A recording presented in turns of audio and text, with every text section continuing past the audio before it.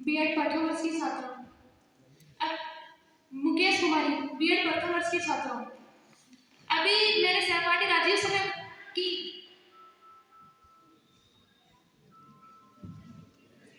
अभी मेरे सहपाठी राजीव से ने बताया कि न्यायालय में देरी इसलिए होती है कि प्रोसेस लंबी चलती है। ठीक है, मानते हैं इतनी लंबी प्रोसेस चलती है कि लोगों के चप्पलें घिस जाती है। लगभग ऐसे केस हैं जिनमें लगभग 30 वर्षों से अब तक 1,72,000 केस अटके हुए। इतनी लंबी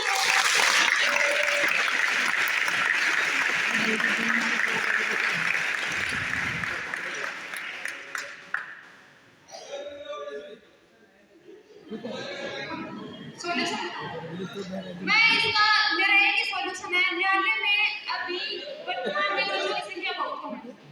एक तो जजों की संख्या में बढ़ोतरी, लगभग 66 पद हैं वो जजों के खाली है। न्यायालय में हम इलाहाबाद हाईकोर्ट की बात करें तो 98 जज हैं, लेकिन 98 जज पर प्रत्येक जज के पास 10,204 केस आते हैं। अगर वो लगातार इन केसों पर जांच करेंगे तो लगभग बिना छुट्टियां लिए हुए 15 से 20 साल लग जाएंगे इन केस पूरा करने में।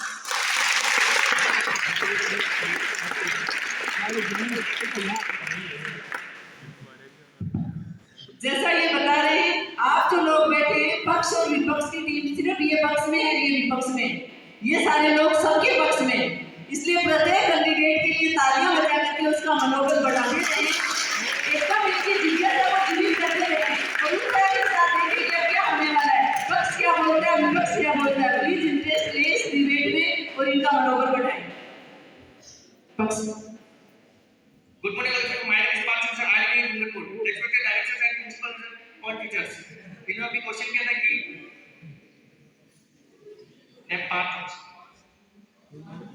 क्वेश्चन किया था कि मतलब ये प्रोसेस की तकलीफ बहुत ज़्यादा चल रही है। इसमें सीधी सी बात है कि जैसे मान लो अगर कोई अपना केस हो गया या किसी को आपने देख लो, फॉर एग्जांपल कोई धनी व्यक्ति है, वो गांव में मतलब सॉल्यूशन मिल जाएगा, पहले उसको अपने डिस्ट्रिक्ट में जाना है, डिस्ट्रिक्ट में सॉल्यूशन होता है वो सुप्रीम कोर्ट हाई कोर्ट में जाना है।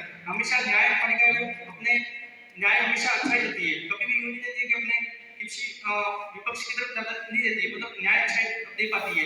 इसमें उन्होंने बोला कि वो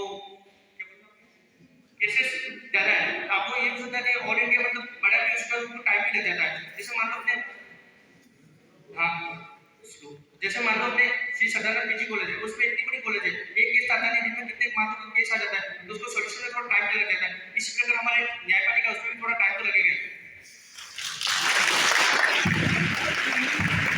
इनका कहना है कि भारत की आबादी बहुत ज्यादा है, इसलिए टाइम तो लगेगा ही, विलंब तो होगा ही। तो आप क्या कहना चाहते हो इसके बारे में? मेरा नाम राजेश कुमार है, बीए फर्स्ट ईयर का छात्र हूँ। टाइम बिल्कुल भी नहीं लगता है, जो पैसे लेता है उसका काम होता है न्यायपालिका में।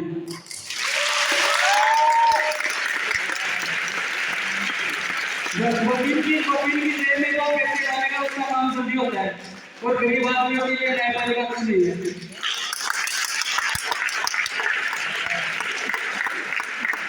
रिश्वत के मामले में आप क्या कहना चाहेंगे? विपक्ष की टीम ने ये कहा है कि न्यायपालिका रिश्वत लेकर के कार्य करती है, तो अब पक्ष की टीम क्या कहना चाहेगी कि वो रिश्वत लेते हैं या नहीं? मैं लेना चाहिए बीएड फर्स्ट ईयर की छात्र अध्यापिका हूँ। इसमें न्यायपालिका की क्या गलती है? रिश्वत भी हम इंसान ही देती है, जनता ही देती है, इसमें न्यायपालिका क्या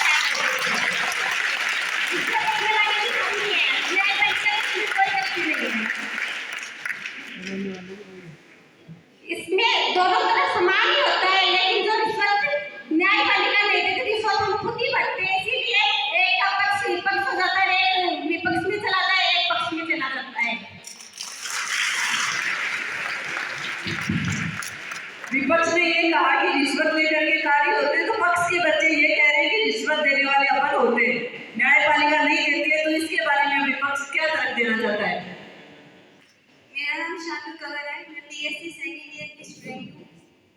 मैं इनके विपक्ष में ये बताना चाहती हूँ कि एक बार एक बुजुर्ग ने केस जीत लिया, तो जज उसे मुबारकबाद देते हुए कहता है कि मुबारक हो बाबा, आपने केस जीत लिया। वो बुजुर्ग इंसान कहता है कि केस तो मैं जीत गया, लेकिन भगवान आपको इतनी तरक्की दे कि आप पुलिस में लग जाएं। तब जज ने कहा पुलिस से तो जज बड़ा होता है। तब बुजुर्ग ने कहा मेरी नजर में तो पुलिस होना ही बड़ा है। तब जज ने पूछा कि वो कैसे। तब पुलिस बुजुर्ग बाबा कहता है कि उसने मुझे कहा था कि 5,000 दे और केस रफा दफा कर दूंगा और आपके केस के चक्कर में।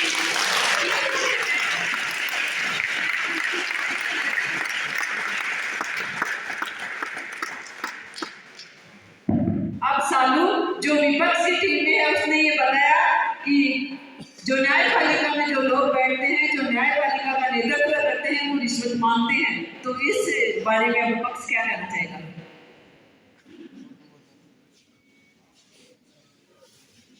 इसमें न्यायपालिका की कोई गलती नहीं है। Sorry, my name is Tina Kumari, I am from BSc BEd 3rd year. तो साथी जी से मैं कहना चाहूंगी कि इसमें न्यायपालिका की कोई गलती नहीं है। बुजुर्ग की गलती है, उसे सीधे न्यायपालिका जाना था। नहीं तो ये कहीं नहीं लिखा कि आपको रिश्वत देना जरूरी होता है। आप उस जिसने आपसे रिश्वत मांगी थी उसके खिलाफ आप एफआईआर दर्ज करा सकते थे कि उसने मेरे से रिश्वत मांगी है, मैं आपकी जरूर सहायता करता।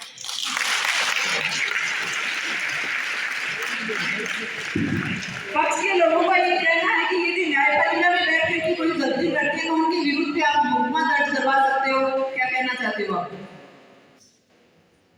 एफआईआर दर्ज करवाते हैं उससे पहले रिश्वत मांगते हैं।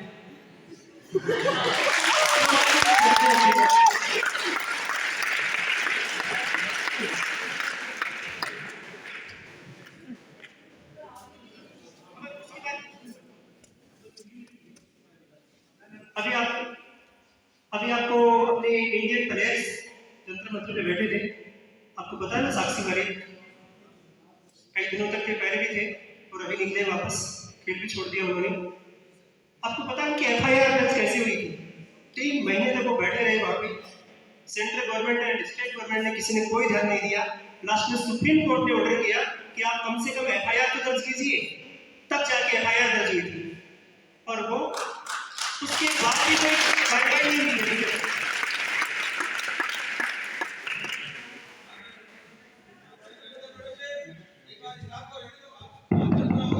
ये जो भी कहते हैं इनके बाद में अपन जज करेंगे। जो जैसा बोलना चाहते हैं, तो विपक्ष की टीम ने ये कहा है कि चाहे कुछ भी हो, न्यायपालिका में कार्य रिश्वत से ही होते हैं। आप प्रूफ कर पाओगे कि होते हैं या नहीं?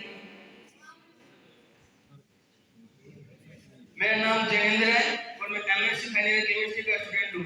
मैं बोलना चाहूँगा कि डॉक्टर अम्बेडकर का कोट है संविधान 21 में उन्होंने बोला था कि अगर संविधान को चलाने वाले अगर सही है और संविधान अगर गलत है, अगर संविधान चलाने वाले क्यों सही है और संविधान अगर गलत है तो संविधान 1 नंबर का सही होगा। अगर संविधान चलाने वाले अगर संविधान एकदम सही है और अगर संविधान को चलाने वाले एकदम गलत है तो देश का कुछ नहीं होगा, देश जहाँ का वो वहीं पर रहेगा।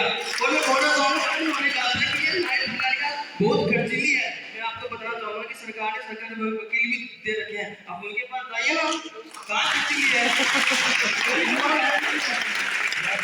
गरीब कौन है ये बताइए।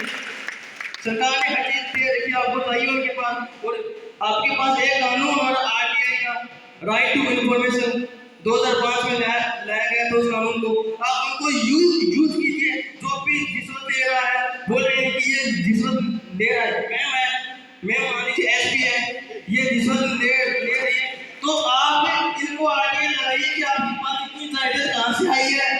इन्हें पूछिए कि आपको अपनी जायदाद का पूरा ब्यौरा देगी। आपको इस चीज का भी नॉलेज होना चाहिए। धन्यवाद।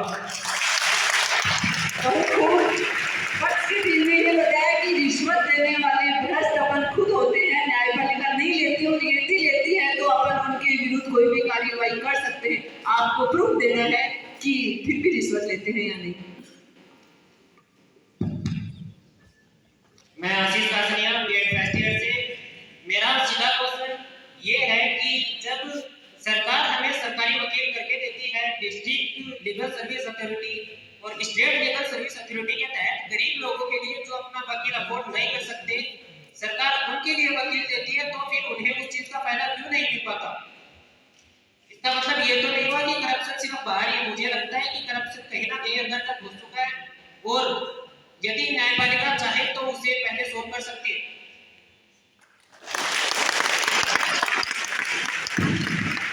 जो विपक्ष ने कही उसके खिलाफ पक्ष क्या कहना चाहती है?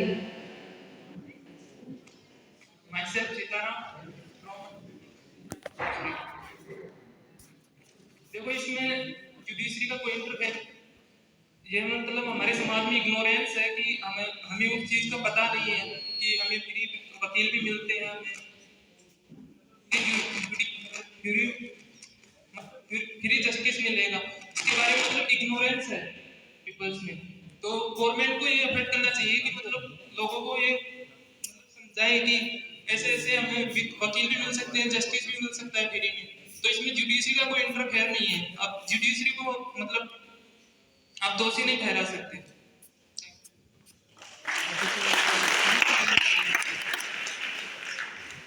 एक बार मैं ऑब्जेक्शन करना चाहूंगा। आप ये मानते हैं कि इसमें जुडिशरी का हाथ नहीं है, तो क्यों स्पीड कोर्ट और फास्ट ट्रैक क्लास का प्रयोग गरीब व्यक्तियों के लिए नहीं किया जाता? वो इतना खर्चा अफोर्ड नहीं कर सकते, तो उन्हें भी ये सुविधा मिलनी चाहिए। मेरा मानना है कि इस एक्सपेंसेस को गरीब लोगों के लिए कम करना चाहिए ताकि वो इन चीजों का फायदा उठा सके।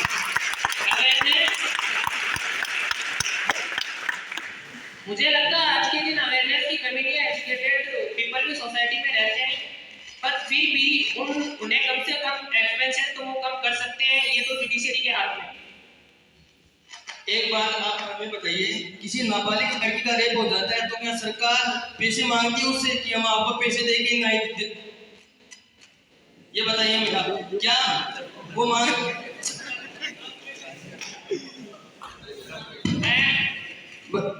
क्या पैसे मांगती है कि नहीं? पैसे दोगे तभी तेरे को न्याय मिलेगा। आपके पास जो माउथ है उनमें एक बच्चा बोले तो दूसरा अपने को ऑफ कर, सबके लिए है ये। मैं फिर ऑब्जेक्शन करना चाहूंगा। सर जुडिशरी पैसा मांग नहीं सकती, लेकिन वो न्याय के समय पर नहीं देती है।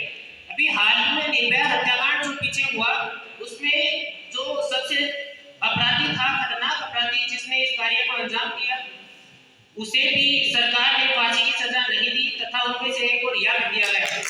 ऐसा क्यों? आप बोल रहे हैं कि फांसी की सजा नहीं दी, न्याय प्रणाली बहुत तेज है, मतलब बहुत स्लो है। आप ये भी कहना चाहते हो फांसी की सजा नहीं? हमारे कानून में फांसी किसी जो देशद्रोही उसी को दी जाती है, और बहुत से लोगों भी फांसी सजा सुनाई भी गई है। और मैं भी आपके पास बोलना चाहता हूँ कि हर न्याय प्रक्रिया इतनी स्लो इसलिए है कि हर किसी का इंतजाम किसी को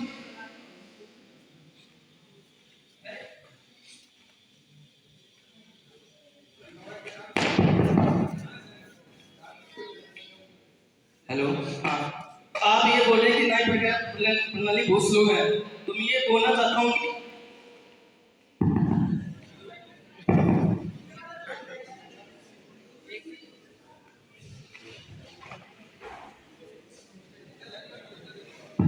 हेलो,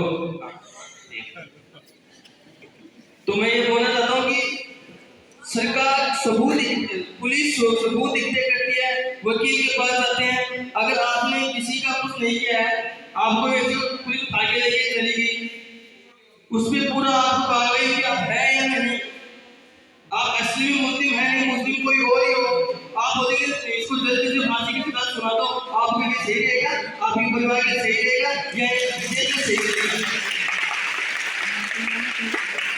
फिर आप बोलते हैं कि फांसी की सजा में बहुत टाइम लगता है। इतना टाइम लगता है? आपने बिहार 2022 में एक मामला आया था कि उसे जेल में 28 साल बाद उसे सबूतों के अभाव में रिहा कर दिया। इसके बारे में आप कुछ कहेंगे?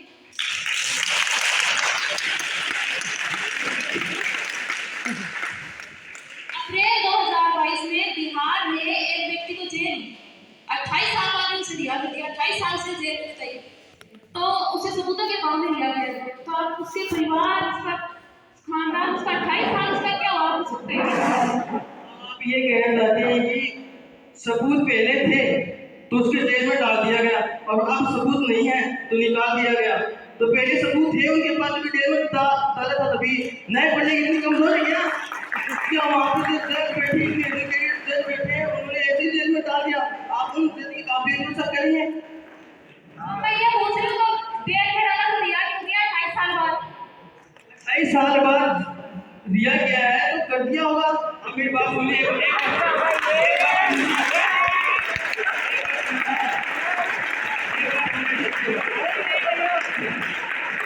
आप ये में 20 साल बाद भी यह किया गया है।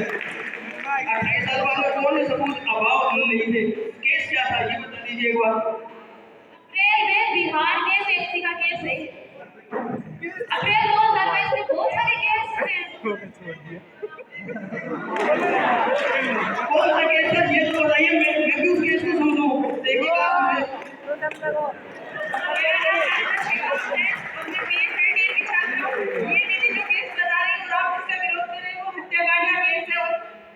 वो सबूतों के अभाव में उसे रिहा कर दिया गया। उसके जो 28 साल थे, आप उसका बयान दे सकते हैं कि उसके 28 साल में उसका क्या हुआ होगा। उसने बिना कोई मतलब जो उसका वो गुनाह ही कबूल नहीं हुआ तो वो कैसे स्वीकार कर ली? उसके इतने साल बर्बाद हुए, आप उनका साथ दे सकते हैं क्या?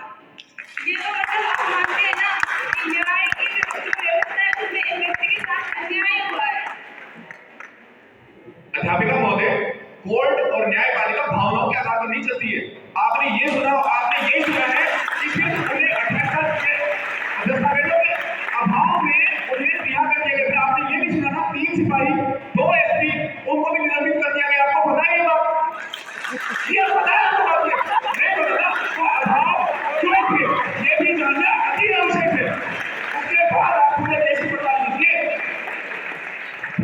बहुत बहुत धन्यवाद। बिल्कुल आप पक्ष और विपक्ष में ऐसे ही बोले, आपके चेहरे के इंप्रेशन को ये व्यक्त करने चाहिए कि आप इस चीज से खुश हो या ना खुश हो। इस तरीके से बोलो, ना कि आप एकदम से निठल्ले होकर के। और आप तालियां बजा करके इनका मनोबल बढ़ाते हैं। वेरी गुड बेटा। मेरे काबिल सहपाठी ने बताया कि सबूतों का अभाव था तो न्यायपालिका ने इसे दिया। निर्भया जो कांड हुआ था वो 2012 में हुआ था। उनके पास पूरे सबूत भी थे, सब कुछ था, फिर भी उनको सजा इतनी देर में 20 साल की 2020 में फिर उनको सजा हुई। इतना समय कैसे लग गया जब सबूत भी थे, सब कुछ गवाह भी थे? और थोड़ा सा ध्यान रखें। एक आपको कोई घटना के बारे में बताना है, पूरी घटना याद हो तो उसमें कोशिश करें कि आपको घटना का सबको पता रहे, उस घटना का जिक्र करना है। एक आप किसी का कोई कार्ड कर रहे हैं तो कोई डिसीजन के बारे में चर्चा करें कि फला कोर्ट का ये डिसीजन था, ताकि आपकी याद भी बढ़ेगी और आपकी जो न्याय प्रणाली है वो एक अच्छी भी लगेगी।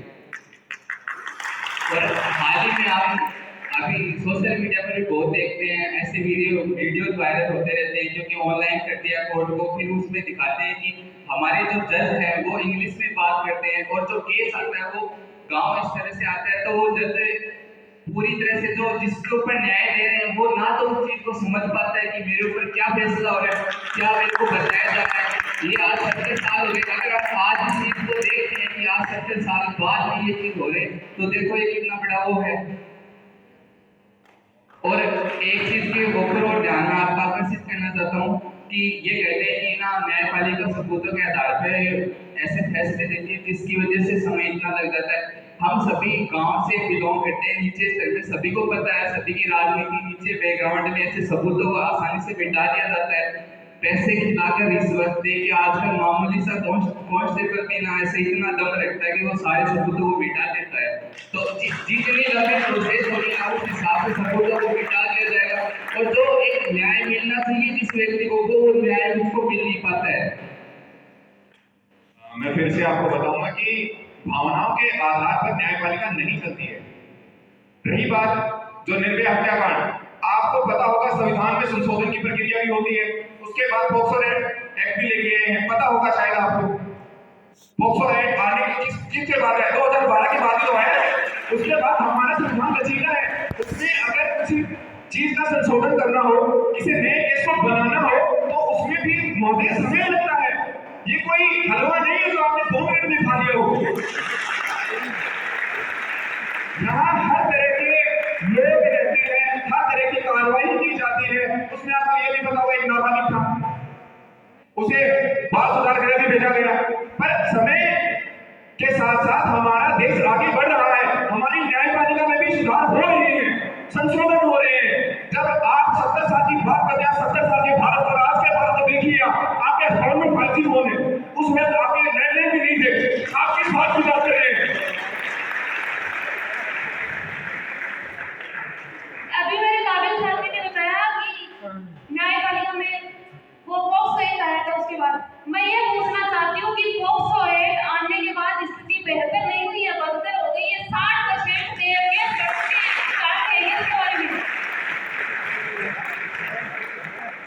बांसवाड़ा, नीमच और चित्तौड़ के पास एक जगह है, वहां पर आपने 60% देखा होगा। अखबारों में आपने देखा होगा कि मैं थोड़ा सा अलग जाऊंगा, मैं माफी चाहूंगा उस चीज के लिए। अखबारों में आपने देखा होगा कि बहता गुजराकर युवती को युवक ले गया। तो आप युवती 18 साल की नहीं है, पर इतनी समझदार है कि वो उसे पता है क्या हमारे हित में है और क्या हमारे हित में नहीं है। और दूसरी बात ये कि ज्यादातर केस गलत होते हैं। ये महिलाएं, मैं भी एक भाई हूँ, एक बेटा हूँ, है ना, पर उसके बावजूद मैं